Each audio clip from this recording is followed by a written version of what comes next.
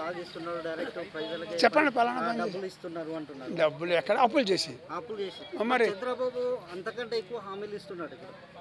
అంటే ఇక్కడ నుంచి మళ్ళీ చంద్రబాబు కూడా అదే అప్పులు వినండి అప్పులు చేస్తాడో ఆదాయం పెంచుతాడో మీకు ఎలా తెలుసు? ఇప్పుడు సెక్యూర్ కరెంట్ ఉందనుకోండి, సోలార్ కరెంట్ వచ్చేలా చూసుకుంటాడు, చేస్తాడు. కరెంటు పవర్ రావాలా ఇబ్బంది ఉండదు, కరెంట్ ఇబ్బంది ఉండదు, ఇండస్ట్రీ వాళ్ళు వస్తారండి, అప్పుడు ఆదాయం పెరుగుతుంది. భలేవారండి, అది ఏమంటే మీరు మాట్లాడేది.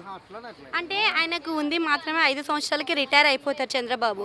మరి 2047 విజన్ ఎలా నిలుపుకోగలుగుతారు?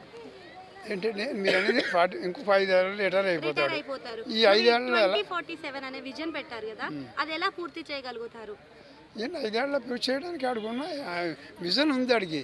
ఏంటంటే ఏదైనా చేయగలడు. ఏం చేయాలంటే ఇప్పుడు చేశాడు కూడా అంతకుముందు. ఇప్పుడు హైదరాబాద్ డెవలప్ అవడానికి వాడే కారణమా కాదు చెప్పండి.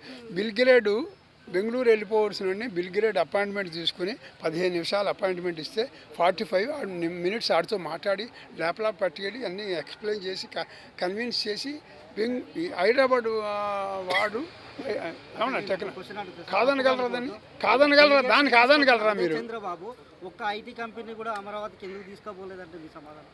టైం లేదంటే కొంచెం ఏదంటే అన్నప్రసాద్ ఆవకాయ పెట్టేస్తారంటే ప్రారంభం ఉన్నాడు. అప్పుల్లో ఆంధ్రప్రదేశ్ని ఎడగొట్టారు. చంద్రబాబు కూడా చాలా తెచ్చిండు. ఉన్నాను మీరు అడిగేదానికి నేను చెప్పాను. అంటే ఇప్పుడు మనకు ఉద్యోగ అవకాశాలను కల్పిస్తాను అని అన్నాడు. మరి ఐటీ రంగాన్ని ఇంత 5 సంవత్సరాలలోనే ఎలా డెవలప్ చేయగలుగుతాడు? మరి అది మీరు నేను చెప్పడం ఆడు చెప్తాడు.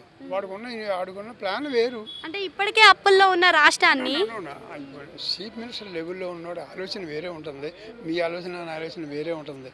డౌట్లు ఎక్కువ ఉంటాయి మనకి. వాడికి ఆ డౌట్ ఉంటుంది, వాడికి ప్లాన్ ఉంటుంది. ఆ ప్లాన్ మనం చేయగలిగితే మనమే చీఫ్ నేనే చీఫ్ మినిస్టర్ అవుతుంది కదా. అంత తెలివి నాకుండి అంత ప్లాన్ చేయగలుగుంటే. అంచేత ప్లాన్ అనేది ఆ అనుభవం ఉన్నోడికి వాడి ఆలోచన వేరే ఉంటుంది. అందరికీ మనకు రాదు కదా ఆ ఆలోచన. అంచేత ఎలా చేయగలడు, ఏం చేస్తాడు అనేది మనం చెప్పలేము. ఇప్పుడు ఆదాయం పెంచుకుంటారండి. అంటే నందమూరి ఫ్యామిలీ కలిస్తే నందమూరి ఫ్యామిలీకి ప్రాబ్లం అని అంటున్నారు. మరి జూనియర్ ఎన్టీఆర్ వచ్చే అవకాశం ఏమైనా ఉందా మరి పార్టీలోకి? అది వాళ్ళ కుటుంబ విషయం అండి, మనం ఏం చెప్పగలం. వాళ్ళకి ఏమున్నాయో ఏంటో. అంటే ఈరోజు ఎన్టీఆర్ ఫ్లెక్స్ని తీసేయమని చెప్పేసి బాలకృష్ణ అన్నారు కదా. అనలేదు. బాలకృష్ణ అన్నాడంటే వాడు జూనియర్ ఎన్టీఆర్ని మంచివాడని చెప్తున్నాడు.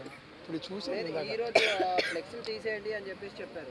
సీనియర్ ఎన్టీఆర్ గారికి వర్ధంతికి వెళ్ళి నివాళులు అర్పించే టైంలో జూనియర్ ఎన్టీఆర్ ఫ్యాన్స్ ఆయన పోస్టర్స్ పెట్టారు. అయితే ఆయన వచ్చి వెళ్ళిపోయిన 10 నిమిషాలకి బాలకృష్ణ గారు వచ్చారు. ఆయన వచ్చి ఈ ఫ్లెక్సీలు తీసేయండి అని చెప్పారంట. వాడు చెప్పాడంట.